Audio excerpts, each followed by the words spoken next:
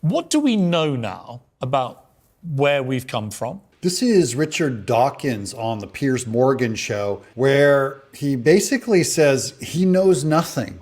And what don't we know? Okay, we know once you've got a self-replicating entity, which nowadays is DNA, but it wasn't originally, once you've got life started, once natural selection, Darwinian natural selection has got going, then we pretty much understand the 4 billion year history of what's given rise to us and all other living creatures. He says once we have a machine that makes everything, then we have a machine that makes everything. We don't know how it started. I know. And that's still a mystery, and it may always be a mystery because it happened a very long time ago, and we may never know exactly what did happen. We know the kind of thing it had to be. I postulate he doesn't even know the kind of thing it has to be. He only says it has to be a self-replicating machine because he's an atheist. If he wasn't an atheist, he'd be open to other things like causes of creation that are not self-replicating machines. What kind of thing do you think it was? It was the origin of a self-replicating molecule, a molecule that makes copies of itself. Later, he's going to say that it can't be something complex. It must start from something simple. And yet he's saying that we have a self-replicating molecule and it must be a precursor to it. But I'm only saying that in and of itself, a machine that makes a self-replicating molecule is a complexity. So it's not an explanation by his own standard. DNA is such a molecule, but the original one was almost certainly not DNA because DNA is what's been called a high-tech replicator. There had to be a precursor to DNA. Precursor is a cheater word. What he really means is simpler.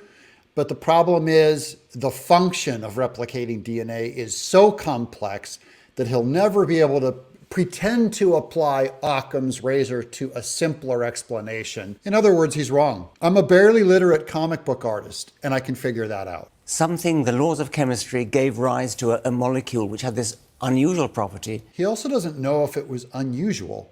He doesn't know anything about this molecule. This is all speculation, all theory, no science. There's no experiment he can do. How convenient. Of making copies of itself, which mutated, changed in random ways, and that gave rise to competition between rival versions of it. This is myth. This is fiction. It might be science fiction. It might even be true, but he doesn't know it. He admits as much that he doesn't know it because this is all philosophy.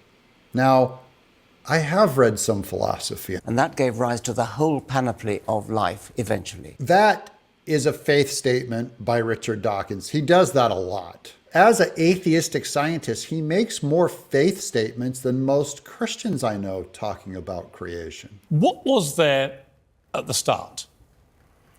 We don't know. But I don't know and you don't know. Here's another contradiction he makes.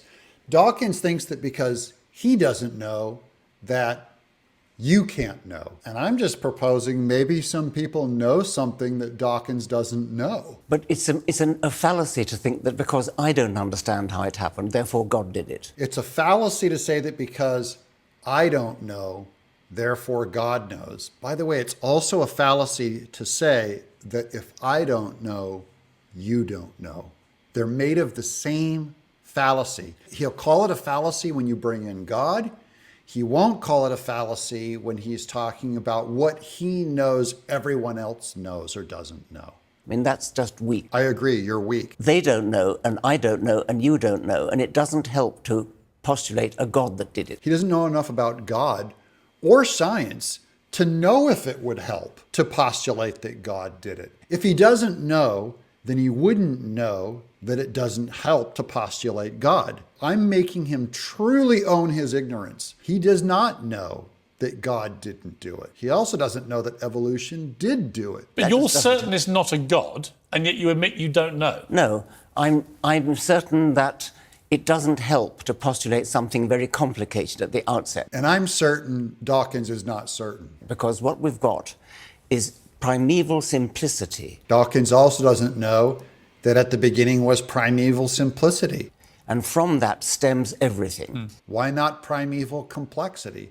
See, he's baking into the explanations evolution, which starts from simple things and then things expand and information is created through purely natural causes. And that's a faith statement. It's never been demonstrated, not once. It's a faith. And what science does, it starts with simplicity. Science does not start with simplicity because he started with a self-creating mechanism for DNA. His entire Darwinian theory, he said, once you have a self-replicating molecule, you've got the rest of the story going.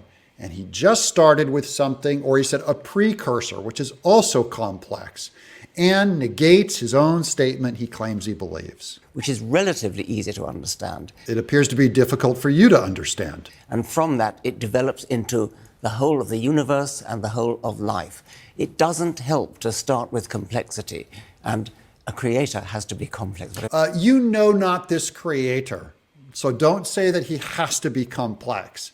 For all we know, God is incredibly simple. He spoke, let there be light, and the world was made by his supernatural voice, not by natural causes. And that's why Dawkins really isn't qualified even to ponder this thing if he's not open-minded enough to consider a supernatural creator of everything natural. From nothing, no natural thing comes. Therefore, there must be a supernatural agent, and we call him God.